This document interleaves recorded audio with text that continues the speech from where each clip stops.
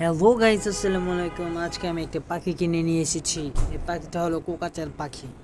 Already পাখিটার অনেক খিদা লাগছে, তাই আমি পাখিটাকে খাবার খাওয়াচ্ছি। তাই সিরিজ নিয়ে আমি পাখিটাকে খাবার খাওয়াচ্ছি। পাখিটার পেটে অনেক খিদা। পাখিটার দাম নিচ্ছে মাত্র 2000 টাকা। ইনশাল্লাহ এই পাখিটাকে আমি পেলে অনেক বড় করব। আজকে আমি চিন্তা করলাম পাখিটার নাম দিব সিজার। আবার নেক্সট ভিডিওতে পাখিটাকে দেখাবো।